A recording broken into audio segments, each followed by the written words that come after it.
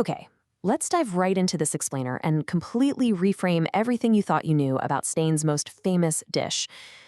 Look, most of us picture a generic, massive pan of yellow rice, right?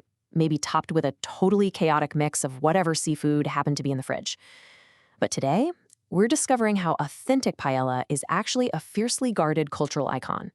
It represents this absolutely fascinating concept. It's literally geography you can eat. To truly understand the sheer passion behind this food, we actually have to look at a rather infamous moment in modern culinary history. I mean, did you know a rice dish once caused an international diplomatic incident? Seriously, back in 2016, celebrity chef Jamie Oliver managed to unite a remarkably divided Spain in this massive wave of collective indignation. And how did he do it? Just by adding chorizo to his paella pan. To the uninitiated, sure, it was just a sausage, but to Valencians, it was cause for profound, almost spiritual mourning. And that entire fiasco brilliantly illustrates what locals actually call the chorizo heresy. Adding chorizo, or really mixing random seafood and meats like rabbit, mussels, and prawns in the same pan, is considered a profound culinary crime. Traditionalists compare the overpowering flavor of chorizo in this incredibly delicate dish to, well, bringing a drum kit to a classical music concert. It just completely violates the historical and agricultural identity of the traditional Paella Valenciana. To figure out where that authentic identity actually comes from, we have to look out toward the Albufera Natural Park. It's this incredibly beautiful, protected wetland ecosystem just outside of Valencia, Spain, flanked by endless acres of rice paddies and citrus groves. This landscape serves as the ancestral cradle and, quite literally, the foundation of the authentic paella. Without this very specific environment, true paella simply doesn't exist. Because, the dish we recognize today didn't just magically appear out of nowhere. It evolved slowly through centuries of pure agricultural pragmatism. The foundation was laid way back in the 10th century when advanced Islamic irrigation techniques from the period of Al-Andalus were introduced, and that allowed rice cultivation to really thrive in the wetlands. By the 16th century, these rural countryside rice dishes began to evolve, eventually leading to the very first written references of paella in the 18th century. And this history is exactly why authentic paella is called geography you can eat. The dish was born directly from the sweat and heavy manual labor of the Valencian wetlands. Farmers working those flooded fields simply cooked with what was immediately available to them in that precise environment. Listen, this was never meant to be some fancy luxury lifestyle statement. It was a pragmatic, hard-earned lunch. Section 1. Anatomy of Authentic Paella, the Hardware and Software.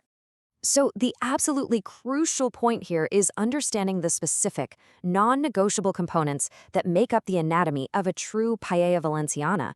When you strip away all the tourist gimmicks, what exactly is in the pan?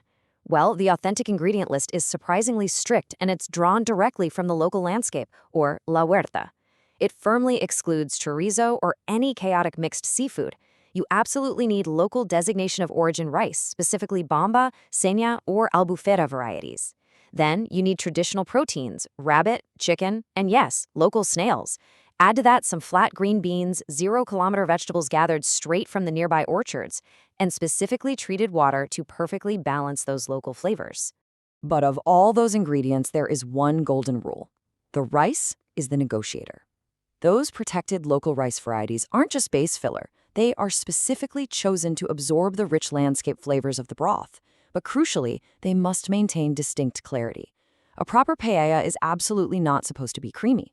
The rice has to carry the essence of the environment while keeping every single grain perfectly separate. And the landscape itself really dictated how this was cooked. The very infrastructure of Valencia, like its ancient irrigation channels, shaped exactly what ingredients were available to rural farmers. This massive wetland environment, surrounded by sprawling fields and citrus groves, also completely dictated the necessity of cooking outdoors. Section 2. The orangewood alchemy. Fire as an ingredient. In Valencia, the heat source is treated with just as much reverence as the food itself. The fire is literally part of the recipe. The wide, shallow iron pan, which, fun fact, is actually where the dish gets its name, derived from the Latin word patella, was specifically engineered for controlled evaporation over an open outdoor flame. You aren't just boiling rice and stock here, you are managing a highly delicate physical reaction. And the fuel of choice? Orange wood.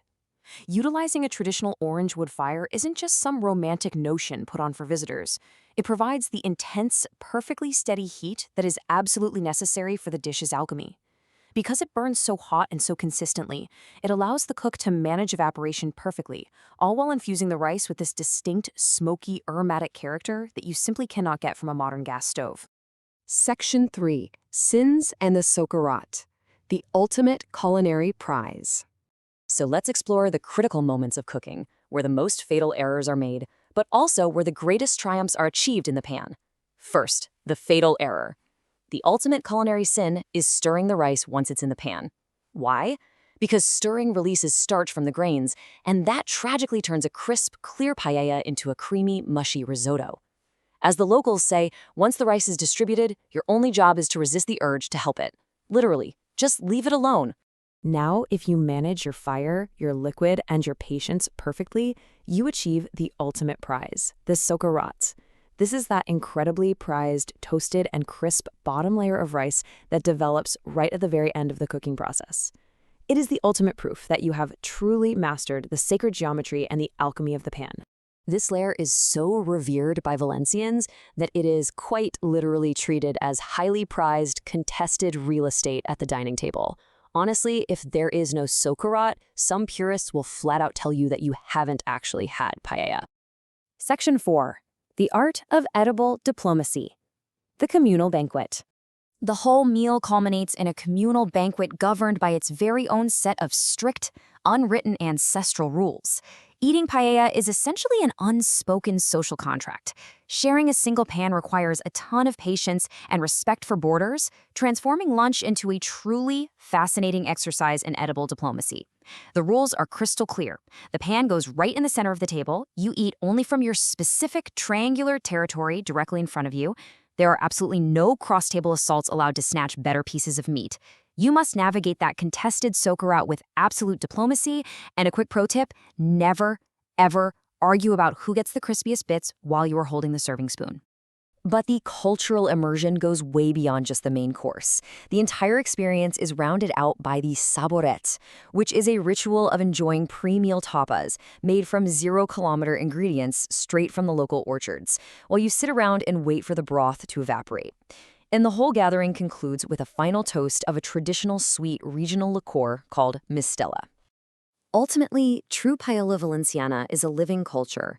It is an ancestral pulse that connects the eater to the history, the wetlands, and the enduring spirit of the region. It is a true masterpiece born out of pure pragmatism. So I'll leave you with this final thought. The next time you see a pan of yellow rice, ask yourself, are you looking at a mere tourist postcard? Or are you ready to defend the true edible geography of Valencia? Are you ready to step up and become an ambassador of authentic paella? Thanks so much for joining me on this explainer, and keep that curiosity fired up.